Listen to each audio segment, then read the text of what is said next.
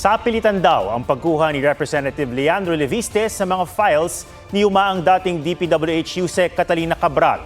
Ayon sa ilang staff niya na nakausap ng GMA Integrated News, itinanggi yan ni Leviste.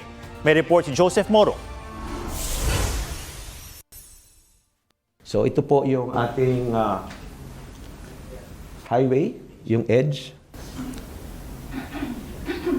Tapos yan po yung actual na ravine. Ginawa ng 3D scan ng PNP Forensic Group ang bangin sa Cannon Road, Tuba, Benguet, kung saan nakitang patay si dating DPWH Undersecretary Maria Catalina Cabral. Mahigit 16 na metro ang lalim ng bangin, sintaas ng gusaling 6 hanggang 9 na palapag, pero wala pang 1 metro mula roon. Ang pinaghulugan ni Cabral, indikasyon daw na walang tumulak sa kanya. Base sa mga bali sa iba't ibang bahagi ng katawan ni Cabral, sigurado silang nahulog siya na una ang paa bago nabagok. Kung tinulak ito, chances are, lalayo pa siya doon. So makikita nyo dito na ang kamay niya, yung palm ng kamay niya, ay may gasgas din po, no? Pati yung likod, may gasgas din po. So ang laki po ng probabilidad na nagpadaos-dos po talaga siya. Isa si Cabral sa mga sinasabing pangunahing karakter sa maanumalyang flood control projects. Ang anumang nalalaman niya maaaring taglayin ng tinaguriang ngayong Cabral Files na meron daw kopya si Batangas 1st District Representative Leandro Leviste. Pero para sa ilang tauhan ng DPWH, parsahang kinuha ni Leviste ang mga yan. September 4 nang puntahan ni Leviste si Cabral batay sa kuha ng CCTV sa DPWH Central Office. Nakunan pasado alas 5 ng hapon nung lumabas si Leviste mula sa opisina ni Cabral at pumunta sa programming office. Kasunod ni Leviste si Cabral. Nang lumabas silang dalawa mula sa programming office, kitang may hawak na mga papel si Leviste habang may tila ipinapaliwanag si Cabral. Ito yung opisina ni dating DPWH Undersecretary Catalina Cabral dito sa DPWH Central Office.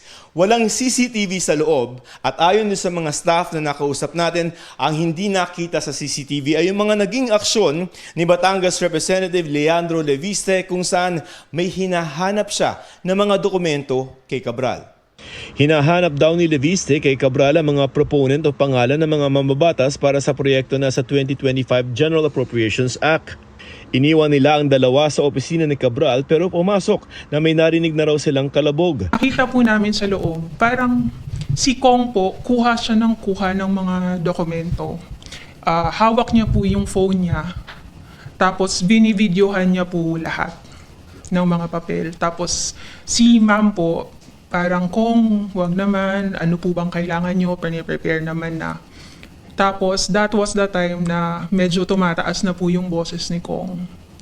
Ang sabi niya po noon na, bakit may tinatago ba kayo? Ano to? Public documents lahat to. Dapat hindi nyo to tinatago sa akin. Dapat binibigay nyo sa akin. Nasugatan pa nga raw si Cabral na makapag-agawa ng dokumento kay Leviste. Ang alam ko, paper cut. Pagkapasok po namin, naalala ko po, yung kamay ni ma'am nakaganon, ang dami pong dugo sa damit niya, yung ibang papel po nun meron mga dugo din. Si Kong nagvi-video lang po. Nagtuloy-tuloy lang siya nagvi-video, nagte-take ng pictures. And then, doon na po kami nakiusap kay Kong na baka Kong pwedeng wag naman ganito. Wag naman. Kasi may sugat na po si ma'am. How was she reacting?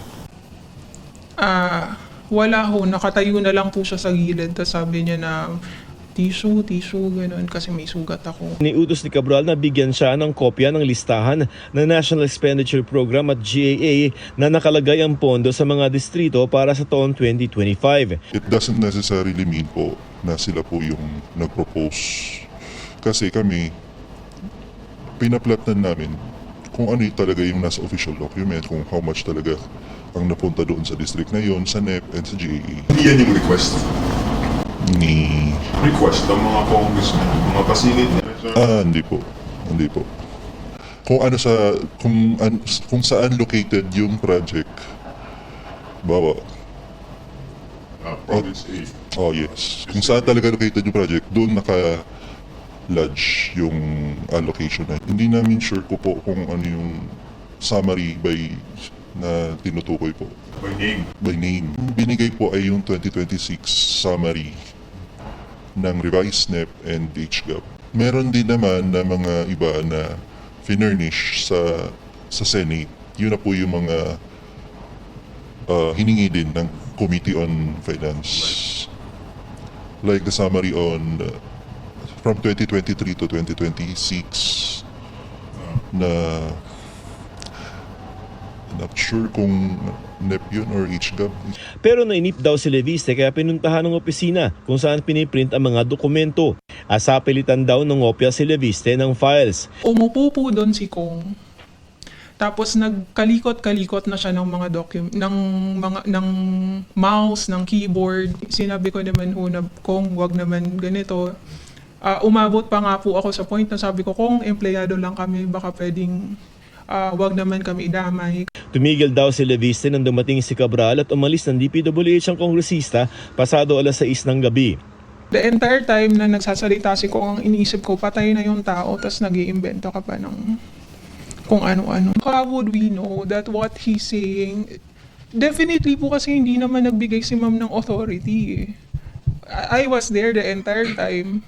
Alam kong hindi yun, walang authority na parang, may authority dun sa printed, pero meron pa po kasi siyang ibang mga statements na ina-attribute kay Yusek. Umamin si Leviste na noong araw na yon sinadya niya ang isang assistant secretary ng DPWH bago puntahan si Cabral.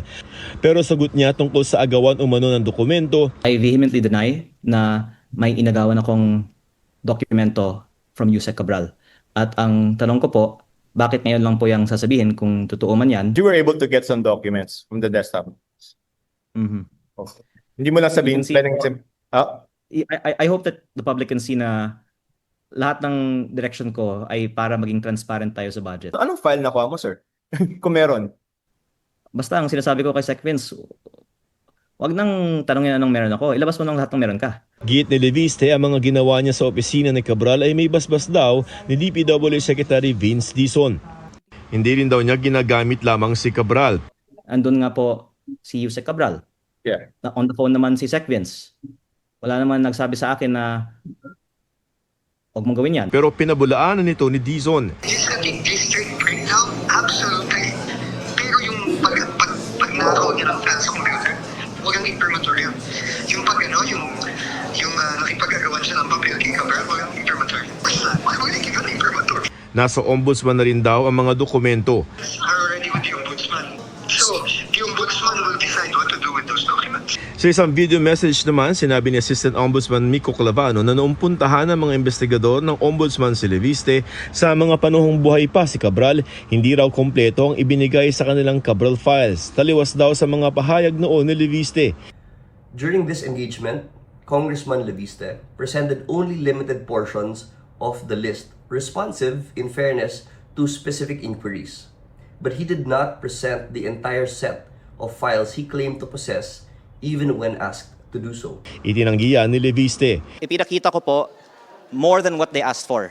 Dahil hindi nga po hiningi sa akin ng ombudsman. Pinakita ko, kusa ko po, na pinakita ko. Hindi nga sila interesado noon na mag-spend more time pa on the files. Joseph Morong, nagbabalita para sa GMA Integrated News.